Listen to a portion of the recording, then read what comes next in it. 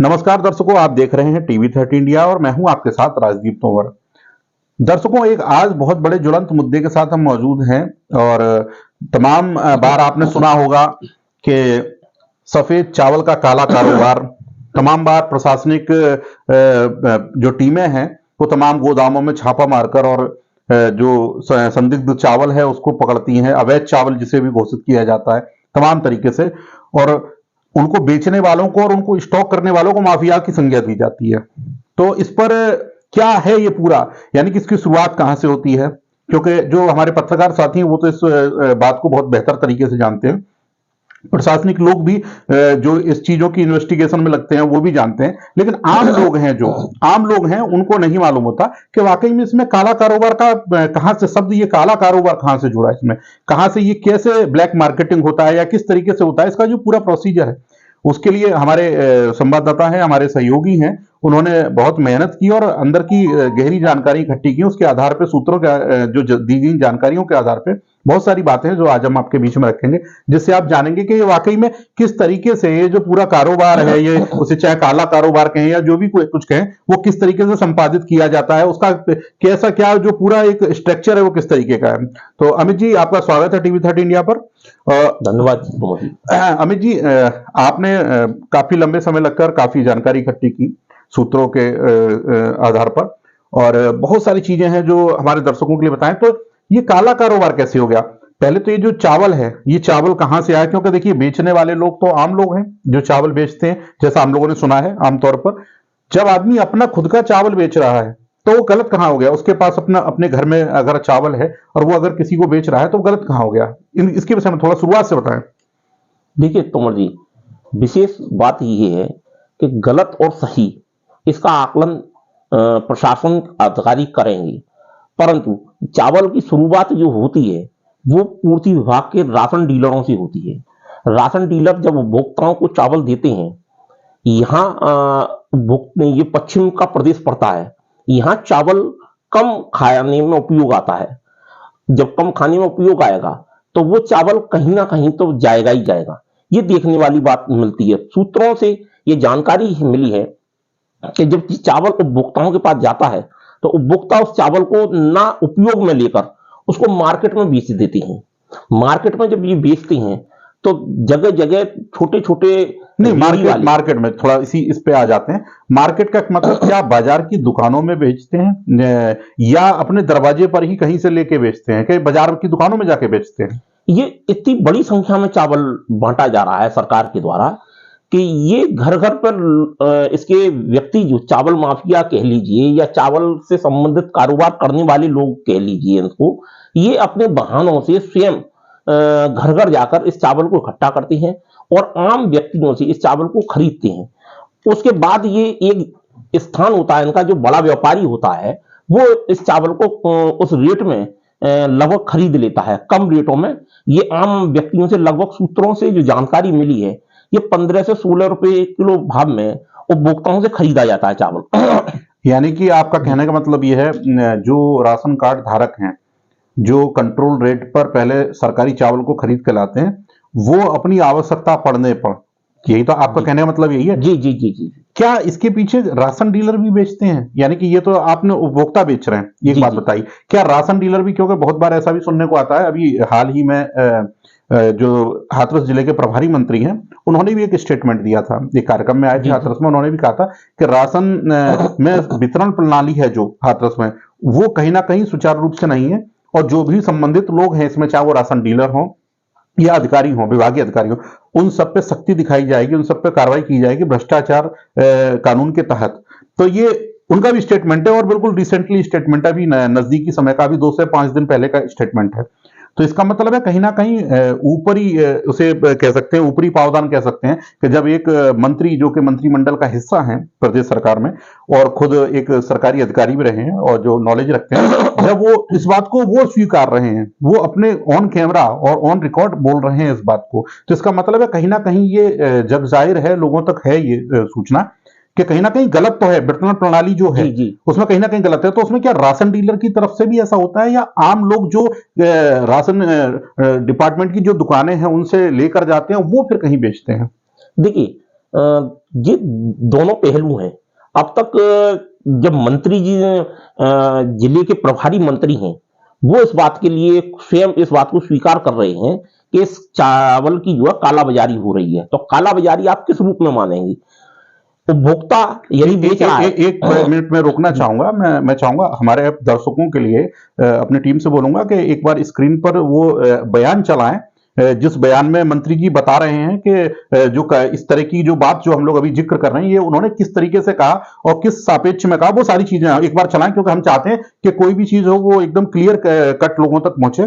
तो एक बार हम अपनी टीम से कहेंगे एक बार वो रन करें उसको, जो हमारा जो फुटेज थी, जो मंत्री जी का बयान है, एक बार रन करें।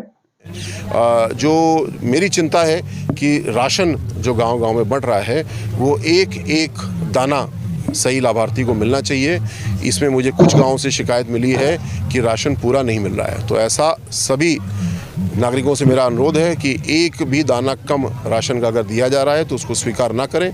मुझको शिकायत करें, जिला प्रशासन को शिकायत करें, अपने स्थानीय जनप्रतिनिधि को शिकायत करें, और ऐसे किसी भी अधिकारी हों या कोटेदार हों उसको सहन नहीं किया जाएगा। उसके खिलाफ भ्रष्टाचार के तहत कार्रवाई की जाएगी। एक एक दाना लाभार्थी के पास में पहुंचाया बिल्कुल, ये बयान आपने भी सुना होगा और बयान मंत्री जी ने दिया है। अब आप कंटिन्यू करें जिससे हमारे जो दर्शक हैं वो इसको कनेक्ट कर पाएंगे। मंत्री जी ने जब कहा है, उनकी बात को हल्के में नहीं लिया जा सकता है। सरकार का एक प्रतिनिधि मंत्रिमंडल के हिस्सा है और जिले के स्वयं प्रभारी मंत्री हैं। जब वो कह रहे हैं इस बात को, देखिए, उपभोक्ता यदि उस चावल को बेच रहा है तो उसको कालाबाजारी नहीं कहा जा सकता। हाँ, राशन डीलर अपने यहां से उसको बेच रहा है, उसमें मंत्री जी ने ये बयान दिया था कि कुछ राशन डीलर उपभोक्ताओं को कम चावल या कम खनन दे रहे हैं और उस जो चावल चोरी जो किया जा रहा है उसको ब्लैक के रूप में मार्केट में बेच रहे हैं। ये वैसे एक चीज और दर्शकों के लिए जानना चाहेंगे, कितना सरकार की तरफ से कितना चावल या कितना अनाज देने का प्रावधान है, ये आपको जानकारी हो तो जरा बताएं। जी पर यूनिट पर 2 किलो चावल है और 2 किलो गेहूं है और 3 किलो चावल है। तो ये चावल की जो मात्रा है वो गेहूं से अधिक है। और इस क्षेत्र में पश्चिम प्रदेश में पड़ता है हाथरस जनपद अपना, यहाँ गेहूं उपभोक्ता ज्यादा खाना पसंद करती हैं, चावल को खाना कम पसंद करती हैं। गेहूं अधिक खपता है इधर क्षेत्र में। तो ये जो है, जब मंत्री जी ने इस बात को स्वीकार किया है तो मानना तो पड़ेगा कि चावल की कालाबाजारी हो रही है। और चावल की कालाबाजारी हो रही है तो ये माफिया तंत्र से भी जुड़ता है मामला। जी अच्छा, माफिया तंत्र से आपने बताया कि जैसे कैसे क्योंकि राशन डीलरों की तरफ से जो हो रहा है उस पर हम बाद में आते हैं। पहले जो अगर आम लोग जो लोग राशन की दुकान से लेकर आते हैं, कंट्रोल रेट पर सरकारी दरों पर लेकर आते हैं अनाज, और वो अगर अपने यहाँ से अपने हैंड से अपने घर से फिर उसको किसी को बेच देते हैं, वो बेचकर जैसा कि आपने बताया कि कुछ लोग हैं जो फेरी लगाकर इसको खरीदते हैं जी, और खरीद के फिर इसके बाद क्या होता है इसका? देखिए, फेरी वाले उपभोक्ताओं से गांव गांव गली गली मोहल्ले मोहल्ले घूमकर कम रेट में उस चावल को खरीद लेते हैं। कम रेट का मतलब लगभग कितना रेट, जो आपको सूत्रों के हिसाब से सूत्रों से जो हमको जानकारी हुई है, हमने कई बार पड़ताल की, मौके पे जमीनी स्तर पे हमने देखा, सूत्रों से जानकारी हुई वो 15 से 16 का इनका रेट होता है फेरी वालों का। उसके बाद ये फेरी वाले जहां अच्छा, सरकारी दर क्या है इसकी? सरकारी दर तो इस समय तो फ्री बट रहा है राशन। अच्छा जी, जो अब इस समय सरकारों ने फ्री कर रखा है राशन, तो उस हिसाब से तो सरकारी दर इसकी है ही नहीं। पर यदि हो भी, पहले यदि आकलन किया जाए तो 2-2.5 रुपए के करीब में सरकारी दर हुआ करती थी राशन जी। तो उसके बाद जब फेरी वाले इसको बड़े व्यापारी के पास, जिसको माफिया कहते हैं, बड़े व्यापारी के पास इस राशन को ले जाया, चावल को ले जाया जाता है। वहां इस चावल को वो लोग लगभग 2-3 रुपए के मुनाफे पर, किलो के मुनाफे पर इस चावल को वहां बेच देती हैं। वो माफिया जो जनपद में स्थित हैं, वो माफिया इसको अन्य प्रांतों में लगभग 5 से 7 रुपए के मार्जिन के ऊपर में वो बेच देते हैं, वहां चला जाता है अन्य प्रांतों में जी। यानी कि पहले सबसे पहले राशनिंग डिपार्टमेंट की जो दुकानें हैं, जो सरकारी मूल्य की दुकानें, जो उचित दर की दुकानें, वहां से आम लोग खरीद के ले जाते हैं, गरीब तबके के लोग खरीद के ले जाते हैं, और वो फिर उस राशन में से जो फेरी लगाने वाले हैं, जो इस तरीके के लोग हैं जो ऐसे राशन को खरीद लेते हैं, उनको वो बेच देते हैं। कम दरों में, क्योंकि उनको सरकार से मिला हुआ है रियायती दरों में या मुफ्त में, और उसको बेच देते हैं और उसको ले जाकर पहले वो छोटे व्यापारी को बेचते हैं जो जनपद स्तर पे हैं। और वो ये जो व्यापारी है, क्या ये जनपद में किसी एक जगह होते हैं, क्या क्या अलग अलग क्षेत्रों में अलग अलग बहुत सारे व्यापारी ऐसे एक्टिव हैं?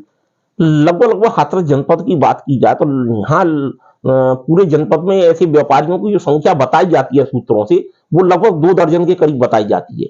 तो हाथरस जनपद छोटा जनपद है, यहाँ लगभग 2 दर्जन के करीब ऐसे व्यापारी हैं। और देखने में विगत दिनों भी पता लगा है कि विभाग ने कई जगह ऐसी बड़ी मात्रा में, बहुत बड़ी मात्रा में ये चावल की बरामदगी की है, और चावल की बरामदगी के बाद उनके खिलाफ आपराधिक मामले दर्ज भी हुए हैं। जी, आपने बताया कि छापेमार कार्रवाई होती है, हम लोगों ने भी देखा तमाम बार के छापेमार कार्रवाई होती है विभाग की, लेकिन क्या ऐसा है कि छापेमार कार्रवाई के बाद भी, और ये जो भी इसका काला कारोबार करने वाले लोग हैं, उन्हें व्यापारी कहें, माफिया कहें, या जो भी संज्ञा दें, वो लोग फिर भी एक्टिव रहते हैं, वो अपना कारोबार बंद नहीं करते हैं, जबकि इसके लिए कानून बड़े सख्त बनाए गए हैं।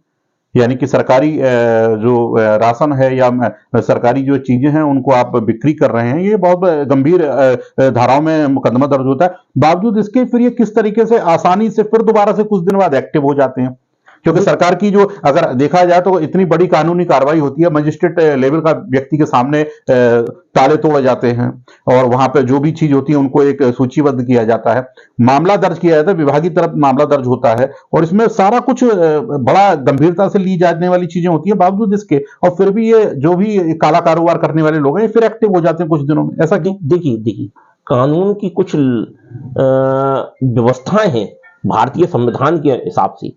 जब मौके पे ये देखा जाता है कि ये चावल पकड़ा गया है, चावल पकड़ना, चावल ये सिद्ध नहीं कर पाता है कि ये चावल सरकारी है या प्राइवेट है।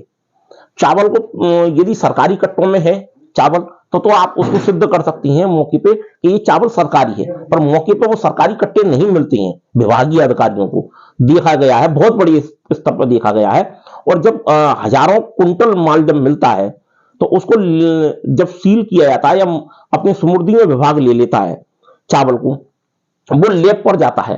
लैब पर वो जाने के बाद ये परिणाम निकल के आते हैं कि वो चावल जो है प्राइवेट घोषित कर दिया जाता है, ना कि सरकारी चावल घोषित किया जाता है। उसी का लाभ ये माफिया लेते हैं। अब ये इसमें कहना हम लोगों के लिए बड़ा गंभीर चिंतन का विषय है कि जब वो चावल पकड़ा जाता है मौके पे, तब उसको ये कहा जाता है ये प्रथम दृष्टा ये चावल सरकारी प्रतीत होता है।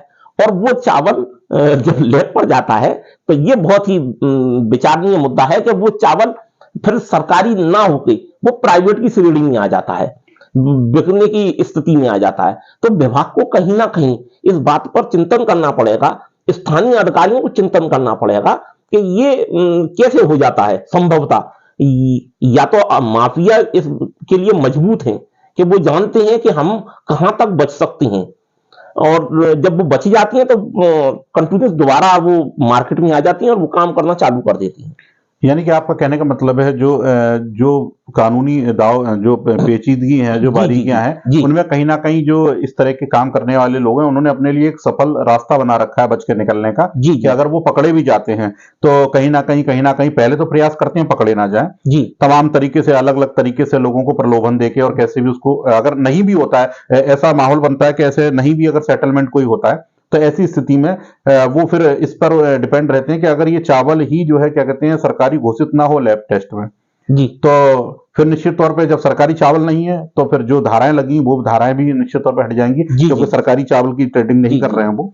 तो ये एक बड़ी बात है। ये तो खैर प्रशासनिक मुद्दा है, हो सकता है जरूर इस पे जो विभागीय अधिकारी कुछ ना कुछ सोच रहे होंगे, कुछ ना कुछ ऐसा आगे के लिए प्लान कर रहे होंगे जिससे ऐसी चीजों पे अंकुश लगाया जा सके।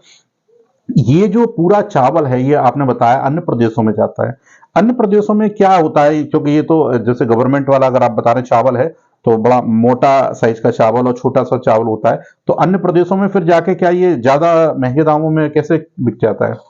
ठीक है, ये अन्य प्रदेशों की क्या व्यवस्था है जो हमारे सूत्र जो बताते हैं, ये चावल बड़े मिल वाले इस चावल को खरीद लेते हैं, वो फिर उसको दोबारा से मार्केट में उसी हिसाब से जब खरीदते हैं, मुनाफा करते हैं, मुनाफा करने के बाद फिर दोबारा से वही मार्केट में ये चावल आ जाता है। इसकी सफाई हो जाती है, सफाई होने के बाद ये चावल बिल्कुल साफ सुथरा होके ये मार्केट में बिकने के लिए उपलब्धता की आधार पे आ जाता है ये चावल।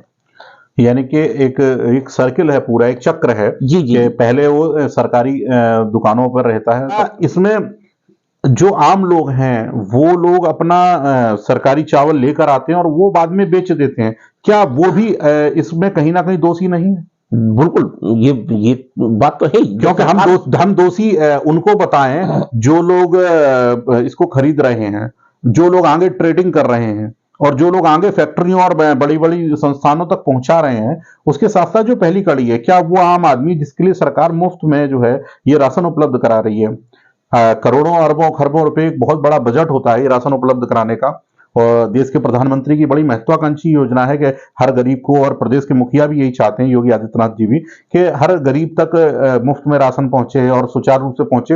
वो बात अलग है कि कहीं ना कहीं निचले स्तर के कर्मचारियों और अधिकारियों की कहीं गलती की वजह से जो वितरण प्रणाली है वो गड़बड़ रहती है, और कहीं ना कहीं उसे वो हो सकता है उतने क्रियान्वयन नहीं हो पाते जितने होने चाहिए, जितना ऊपर से प्लानिंग की जाती है। बावजूद इसके उसको बेचा जा रहा है। तो क्या आम लोगों को जागरूक नहीं होना चाहिए? इस तरह के क्या जागरूकता के लिए कोई प्रशासनिक तरफ से कोई कदम उठाया जाना चाहिए कि लोग, आम लोग, अगर वाकई में उनको आवश्यकता नहीं है उस चावल की, तो उसको बेचें ना, उनको ऐसे लोगों को दें जो वाकई में उनसे भी ज्यादा, जो लोग ले रहे हैं उनसे भी ज्यादा जो जिनको जरूरत हो ऐसे जो है अनाज की। देखिए, प्रशासन को जहां कदम उठा रहे चाहिए वहां प्रशासन कदम उठाती है। सरकारों को जहां कदम उठाना चाहिए सरकारें कदम उठाती हैं। चाहे वो प्रचार व्यवस्था की बात हो या जागरूकता करने की बात हो, सरकारें अपनी तरफ से कोई कोर कसर नहीं छोड़ती हैं। परंतु ये बड़ा विचारणीय मुद्दा आ जाता है जहां ये माफिया जिस चावल को जनता को लालच देके, पैसे का लालच देके उन आम आदमी से ये चावल खरीदते हैं। इस पर सरकारों को मंथन करना चाहिए या जिले के स्तरीय अधिकारियों को मंथन करना चाहिए कि इस पूरी चेन को तोड़ा कैसे जाए।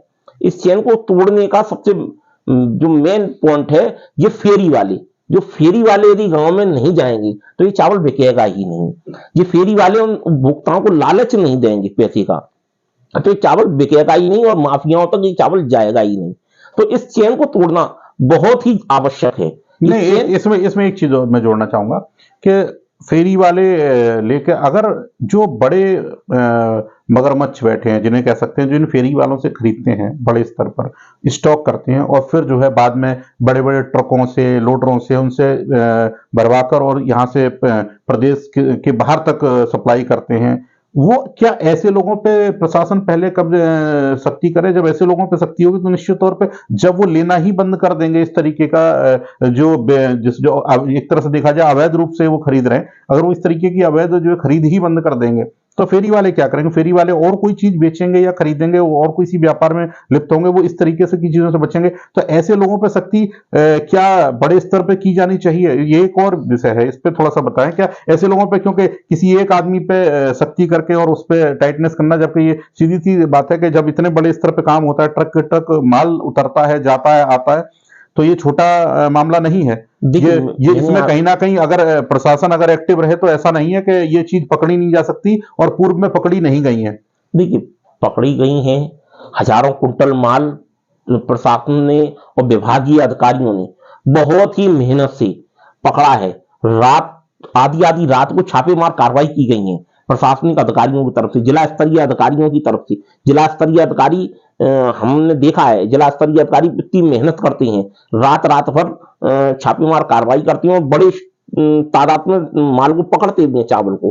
परंतु मैंने आपको पहले भी बताया, ये कानूनी पेच ऐसे फंसे हुए हैं कि जब वो चावल लैब के लिए जाता है, टेस्टिंग के लिए जाता है, तो पता नहीं ऐसा क्या हो जाता है उस चावल की टेस्टिंग के लिए वो चावल वहां मानक के विपरीत पाया जाता है कि वो चावल सरकारी चावल कहलाया ही नहीं जाता है। तो कहीं ना कहीं लचीलापन व्यवस्था में है। और यदि अच्छा, एक चीज और है, जब ये चावल जो है मानक के अनुरूप नहीं पाया जाता है, जिस तरीके से वो ये होता है, अगर लैब टेस्ट में आता है कि ये सरकारी चावल नहीं है, तो ऐसे में फिर उस चावल का क्या होता है जो जब्त किया गया होता है? वो समृद्धि में चावल लिया जाता है। वो जैसे विभाग किसी माफिया से पकड़ लेता है तो वो विभाग किसी ना किसी राशन डीलर के समृद्धि में करता है या विभाग अपने गोदामों में उसको स्टॉक कर लेता है। नहीं, ये देखा भी गया है, ऐसी बात नहीं है कि हर जगह चावल टेस्टिंग में फेल हो जाता है। हमने ये भी देखा है कि छापामार कार्रवाई होती है, माल पकड़ा जाता है और वो लैब उसको पास भी कर देती है। तो वो चावल फिर विभाग अपनी सुपुर्दी में ले लेता है और विभाग फिर उसको वापस भी ले लेता है। कोई प्रक्रिया है विभाग की अपनी, उसको पूरा करके वो चावल वापस हो जाता है गवर्नमेंट को। पर अधिकतर हमने ये देखा है कि वो चावल लैब में फेल हो जाती हैं, या जो भी अंदर खाने जो भी होता हो इनकी माफियाओं के तंत्र में, वो ये बच जाती हैं। और इसी वजह से जब ये बची जाती हैं तो दोबारा काम करने के लिए फिर दोबारा बाजार में उतर जाती हैं। हम चाहेंगे एक बार जो दर्शक हमारे साथ बाद में जुड़े हैं, कार्यक्रम के बीच में जुड़े, उन्हें एक बार फिर से बता दें हम किस टॉपिक पे बात कर रहे हैं। हम लोग बात कर रहे हैं जो सफेद चावल का काला कारोबार है। ये काला कारोबार हुआ कैसे, बना कैसे? ये तो एक ट्रेडिंग है। आमतौर पर जो अनाज है, अनाज को आप बेच रहे हैं, आगे बढ़ा रहे हैं, लेकिन ये गलत कैसे होता है? इसे 2 नंबर का कैसे घोषित किया जाता है? इसको स्टॉक क्यों नहीं कर सकते हैं? और अगर स्टॉक करते हैं तो कैसी कार्रवाई होती है, क्या होता है? ये पूरा तंत्र है। इसके विषय में हम चर्चा करें। हमारे साथ अमित शर्मा जी जुड़े हुए हैं।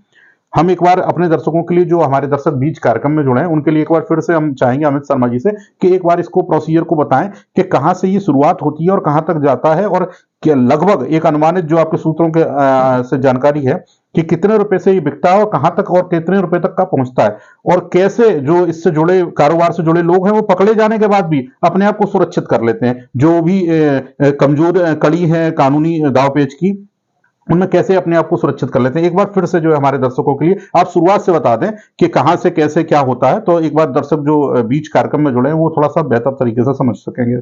मैंने पहले भी बताया आपको, ये पूरी एक चेन सिस्टम होती है। राशन कार्ड धारकों को राशन वितरण किया जाता है, उसमें गेहूं और चावल होता है। 1 यूनिट पे 2 किलो गेहूं और 3 किलो चावल वितरण किया जाता है राशन कार्ड धारकों को। तो ये 2 तरीके से चावल मार्केट में आता है। पहला, सबसे बड़ी संख्या में जो चावल आता है वो उपभोक्ता स्वयं उस चावल को बेचता है। गांव गांव, मोहल्ले मोहल्ले, गली गली ये फेरी वाले आवाज दे दे के उपभोक्ताओं से चावल खरीदते हैं। ये उपभोक्ताओं से चावल का रेट रोजाना बढ़ता है, घटता है, रोजाना ऊपर नीचे रेट मार्केट के हिसाब से इनका होता है। उसके बाद ये फेरी वाले अपने जो बड़ा इनका व्यापारी होता है, जिसको पत्रकारिता की या प्रशासनिक भाषा में माफिया कहा जाता है, उस व्यक्ति को ये लोग बेच देते हैं। वो 2-3 रुपए का इनका प्रॉफिट होता है। वो बेचने के बाद वो माफिया जो व्यापारी है वो अन्य प्रांतों में इस चावल को बड़े ट्रकों में या बड़े वाहनों में लोड करा के बड़ी क्वांटिटी में, बड़े स्तर पर इस माल को अन्य प्रांतों में भेज देते हैं। तो ये पहलू हो गया। दूसरा पहलू, अभी माननीय मंत्री जी ने जो बयान दिया था कि कुछ राशन धारण कार्ड जो है, राशन डीलर जो हैं, वो इस चावल की स्वयं उपभोक्ताओं को कम दे रहे हैं यूनिट के हिसाब से। तो वो भी विचारणीय मुद्दा है कि जब राशन जो डीलर हैं वो इस चावल को भी कालाबाजारी अपने यहाँ से कर रहे हैं। अच्छा, देखा ये भी जा रहा है कि कुछ सूत्रों से जानकारियां मिली, अभी तक कैमरे के सामने तो कुछ लोगों ने नहीं आए हैं। ये भी देखा जा रहा है कि राशन डीलर स्वयं अपने यहीं उपभोक्ता को पैसा देके इस चावल को अपने यहीं उतरवा लेते हैं कि ये पैसा ले जाओ और इस चावल को हमारे यहाँ छोड़ जाओ। वो भी राशन डीलर वहां उनको बेचते हैं, सूत्र बताते हैं, जो कि कैमरे के सामने कभी नहीं आए हैं ऐसे लोग, पर बताया ऐसा भी जाता है। तो ये एक चेन सिस्टम है और इस चेन सिस्टम को इसी तरीके से ये चलाया जाता है। जी, बहुत महत्वपूर्ण जानकारी है जो सफेद चावल के काले कारोबार से जुड़ी, जो हमारे साथ अमित शर्मा जी जुड़े हैं और आपने दी, और बहुत सारी चीजें हैं, बहुत सारे हमारे दर्शक जान गए होंगे। हमारा उद्देश्य सिर्फ इस पूरी जानकारी को बताने का ये था, क्योंकि सफेद चावल का काला कारोबार किस तरीके से होता है ये सुना तो बहुत लोगों ने होगा, लेकिन इसको करीब से जाना नहीं होगा। खाली ये है कि काला कारोबार है। अक्सर हम लोग अखबारों में, हमारे दर्शक होंगे चैनल पे, अखबारों पे, न्यूज पोर्टलों पे, तमाम प्लेटफॉर्म पे देखते होंगे कि किसी बड़े गोदाम में छापा प्रशासन की टीम ने डाला, बहुत बड़ी संख्या में चावल बरामद किए या अन्य अनाज बरामद किए और सील कर दिया गया, कानूनी कार्रवाई की गई। ये जो प्रक्रिया होती है ये क्यों होती है, ये इसके विषय में भी हम लोगों ने इस पूरी जो बातचीत हुई इसके बातचीत में बताया। और ये गलत कैसे है, क्यों इसके ऊपर कार्रवाई होती है, ये क्या प्रोसीजर होता है, कहाँ से शुरुआत होती है इसकी, कैसे जो है क्या कहते हैं ये अनाज लिया जाता है, आगे डिस्ट्रीब्यूट किया जाता है, आगे करते करते और ये उत्तर प्रदेश से बाहर भी चला जाता है। यानी कि उत्तर प्रदेश का जो वितरण प्रणाली का अनाज है वो उत्तर प्रदेश से बाहर चला जाता है। किस तरीके से, ये पूरी जो चर्चा थी हम लोगों ने की और हमारे दर्शकों को जरूर इससे बहुत सारी जानकारी मिली होगी। और भी अगर हमारे दर्शकों के मन में अगर इससे संबंधित कोई सवाल है तो बिल्कुल आप जिस प्लेटफॉर्म पे हमें देख रहे हैं, अगर केबल नेटवर्क पे देख रहे हैं आप हमें केबल नेटवर्क के माध्यम से, तो नीचे हमारा नंबर फ्लैश कर रहा होगा, उस पर आप मैसेज कर सकते हैं। हम लोग प्रयास करेंगे और अगली जब कभी इस विषय पर चर्चा होगी हम उन मुद्दों को, उन बातों को जरूर रखेंगे। यदि आप हमारे इस बातचीत को जो कन्वर्सेशन है इसको आप अगर सोशल प्लेटफॉर्म पर देख रहे हैं, यूट्यूब, फेसबुक, इंस्टा या अन्य किसी प्लेटफॉर्म पर देख रहे हैं, तो वहीं पर कमेंट करिए आप, और वहां पर हम प्रयास करेंगे कि हमारी टीम उस आपके कमेंट का संज्ञान लेगी। उसके विषय में अगर कुछ जवाब देने लायक वहीं पे होगा तो हम लोग उसी प्लेटफॉर्म पे, उसी जगह पर जवाब देने का प्रयास करेंगे। और यदि कोई और डिटेल में उस पर कोई जानकारी पे आपसे डिस्कस करना या आपके बीच में लाने की बात होगी तो हम अपने नेक्स्ट वीडियो में जो हम दोबारा ऐसी कोई कन्वर्सेशन ऑर्गेनाइज कराएंगे तो वहां पर जरूर रखेंगे। और हम प्रयास करेंगे कि अगली कन्वर्सेशन में हमारे साथ कोई विभागीय अधिकारी भी जुड़े या और बहुत सारे सामाजिक लोग जुड़े, जो ये क्योंकि एक बड़ी समस्या है और इस समस्या पे चर्चा होनी चाहिए, बात होनी चाहिए, और बात होगी तो निश्चित तौर पे इसके संबंध में कोई ना कोई बड़ा एक निदान जरूर निकल कर आएगा। आप लोगों ने देखा, आप लोगों ने इतना प्यार दिया TV13 इंडिया को, बहुत बहुत धन्यवाद। और आपके मन में भी अगर कोई और मुद्दा है जिस पर चर्चा की जानी चाहिए तो जरूर हमें कमेंट सेक्शन में जरूर लिख कर बताएं। धन्यवाद।